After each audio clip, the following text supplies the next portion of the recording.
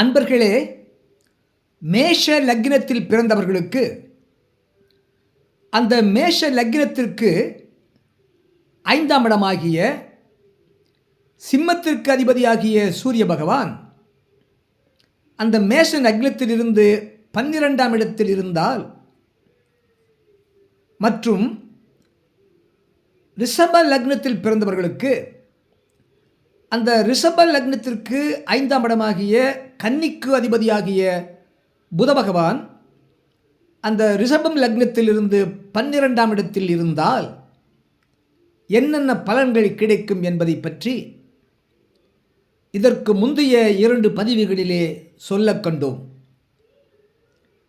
அடுத்ததாக மிதுனம் லக்னத்திலே பிறந்தவர்களுக்கு அந்த மிதுனம் லக்னத்திலிருந்து எண்ணி வந்தால் மிதுனம் 1, கடகம் 2, சிம்மம் 3, கன்னி 4, துலாம் 5.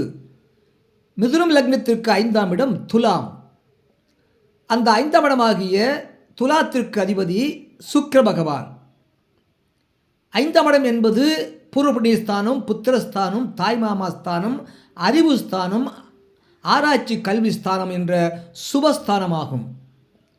அந்த சுபஸ்தானாதிபதி 12ஆம் இடம் என்ற அயன சயன சுகபோகம், விரயம், பொருள் விரயம், வீண் அலைச்சல், வெளிநாடு செல்லுதல் என்ற அந்த தீய ஸ்தானத்திலே இருந்தால், 5ஆம் இடம் என்ற சுபஸ்தானாதிபதி 12ஆம் இடம் என்ற தீய ஸ்தானத்தில் இருந்தால், அவ்வாறாக மிதுனம் லக்னத்தில் பிறந்தவர்களுக்கு 5ஆம் இடமாகிய துலாத்திற்கு அதிபதியாகிய சுக்கிர பகவான் அந்த மிதுனம் லக்னத்திற்கு 12ஆம் இடத்தில் இருந்தால், அந்த ஜாதகருக்கு படைப்பாற்றல் திறமை உண்டு.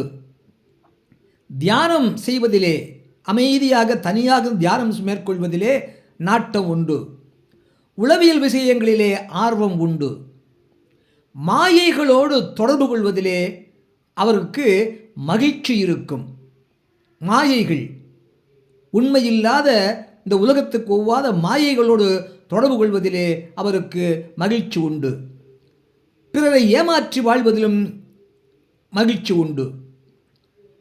தன்னுடைய குழந்தைகளிடம் அவர் அன்பாக இருக்க மாட்டார். தான் பெற்ற பிள்ளைகளை அவர் பிரிந்து வாழ்வார். அவர் மீது அன்பு காட்ட மாட்டார்.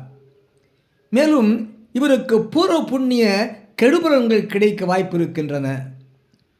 இவருடைய தாய்மாமா சிறப்பாக இருக்க மாட்டார்.